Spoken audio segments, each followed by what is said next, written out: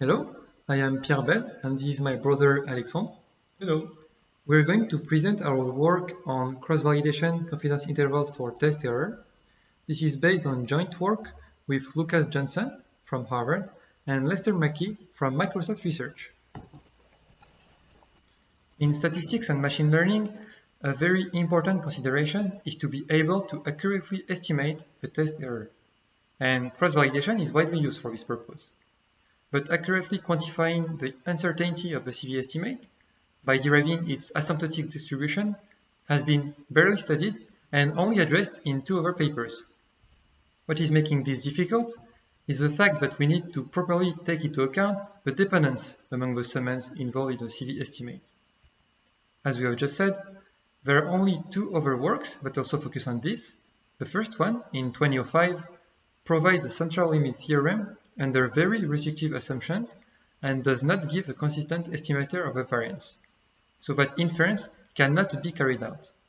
The second, more recent work of 2020 also proves a CLT under restrictive assumptions, but provides a consistent variance estimator, which is, however, not well defined for the popular case of leave-one-out CV.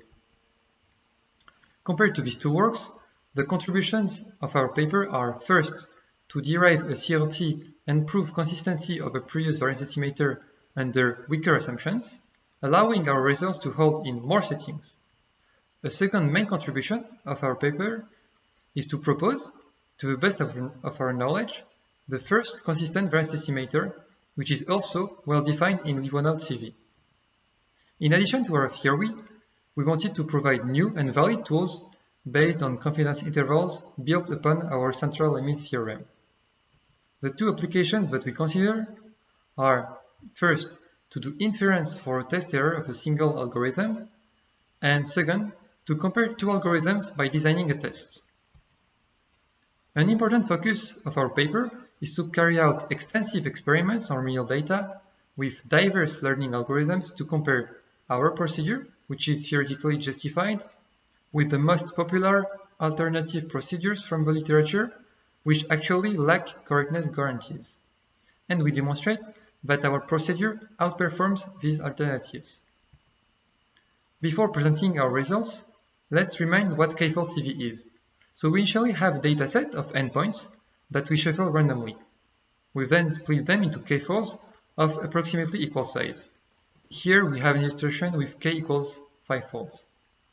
We have 5 iterations, and for each iteration, we alternatively choose 1 fold, in orange, as validation, and use it to compute the average error of a prediction rule learned on the remaining folds used as training. We then average the 5 obtained errors to get the k-fold cross-validation estimate. We now give notations that will be useful for the rest of the presentation. So we have data points, zi, x are the covariates or features, and y is the target variable. For any vector b of indices, we let zb denote the subvector of the first n data points corresponding to order indices in B. We then consider a set of k trained validation splits, where the b prime j's correspond to the validation folds, shown in orange before, and are a partition of 1 through n into k folds, and the bj's are the associated train indices. Finally, we define a scalar loss function, hn, which evaluates the loss of a prediction rule learned on the training data zb on the test point zi. Classic examples for this function hn are the squared error loss or the 0-1 loss composed with an algorithm which fits a prediction rule, here denoted by f hat.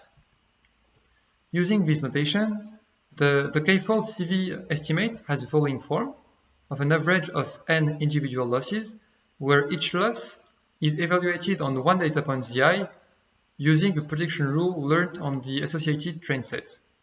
So the number of folds k here can be either fixed, like 5 or 10, or dependent on n, as when k equals n in the popular case of leave-one-out CV.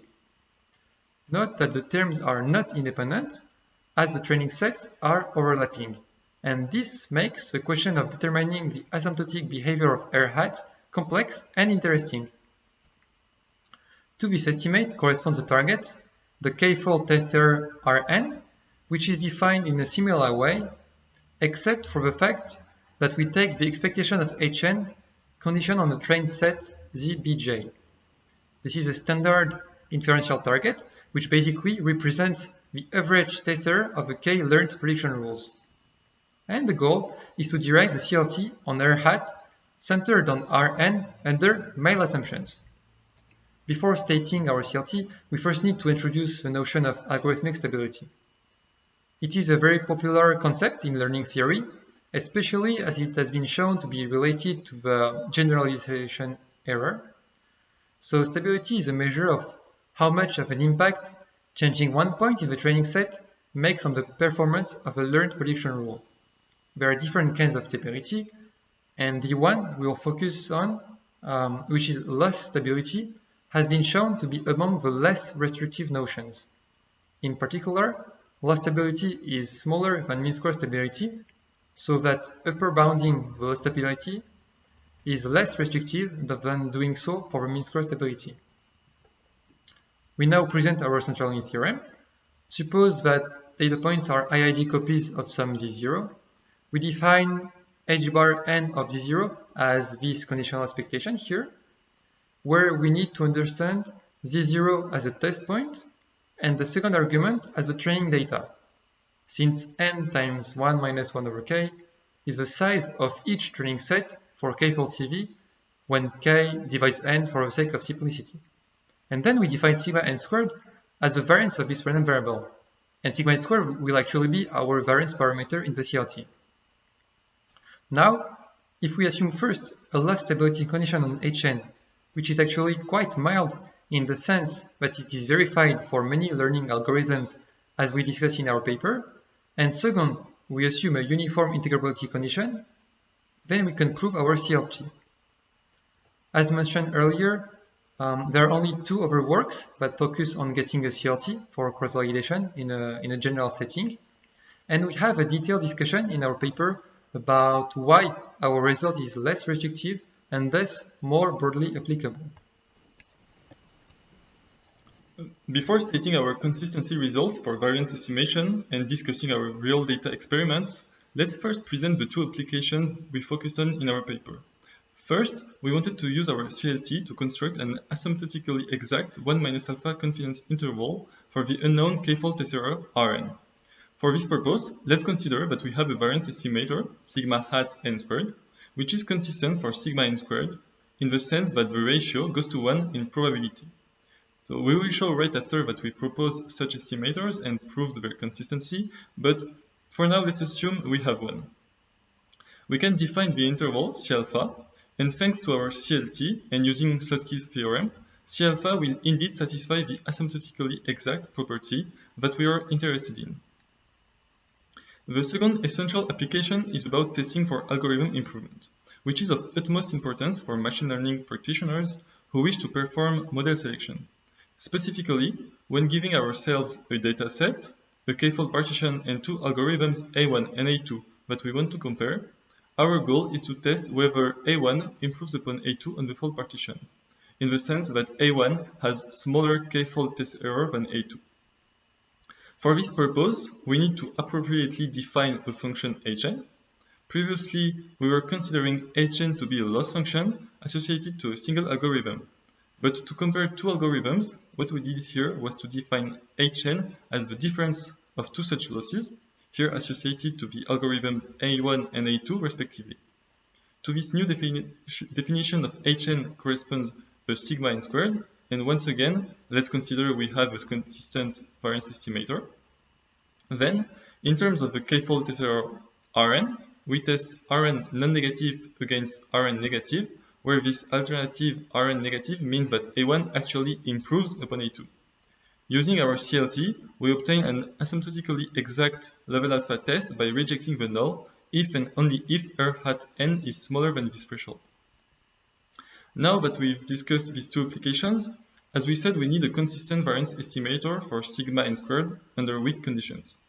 We worked with two estimators. The first one, sigma hat n squared, proposed in the recent paper of 2020, is the average of k values, where each value is an empirical variance of one of the k-folds.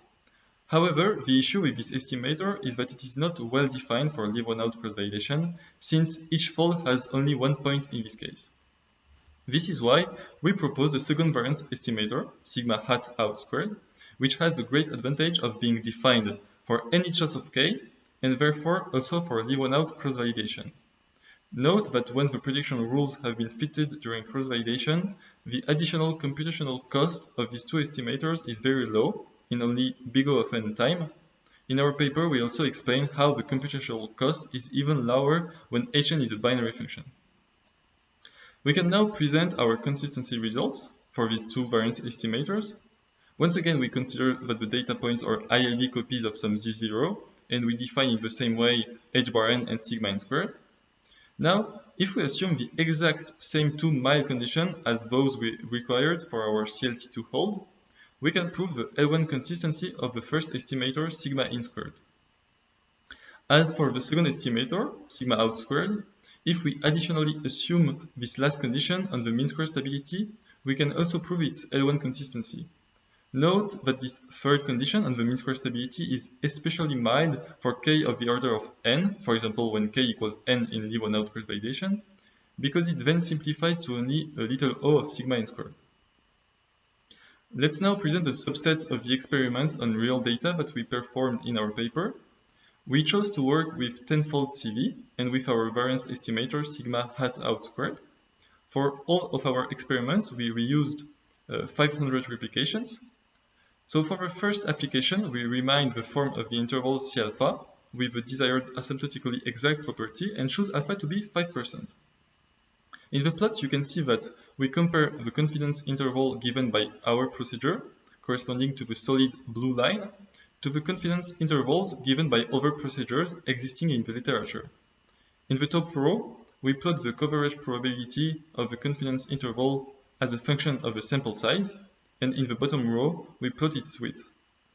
Except for the red procedure, all other procedures, including ours, have a valid coverage, that is to say that the coverage is very close to the 95% target. So we need to differentiate them by looking at the width of the confidence interval. And we can observe that our procedure consistently gives the smallest width across all sample sizes, and therefore outperforms all the other existing tools. Regarding the second application, about testing for algorithm improvement, we remind when we reject the null, still using alpha equals 5%. Once again, we compare our procedure with the existing tools from the literature. We plot the size and power of the test still as functions of the sample size. All procedures lead to a valid size for the test, that is less than 5%. So here, differentiating the procedures requires looking at the power, and we can observe that the test based on our procedure is the most powerful, and thus outperforms the other existing methods. So here is what we wanted to present. Thank you very much for your attention. You can find the preprint of our paper in archive. We also wanted to point out that in our paper we provide additional theoretical results and discuss experiments we performed in the live-on-out setting, as well as experiments that illustrate the importance of the stability conditions we presented. Thanks again, and we'll be happy to see you during the live discussion.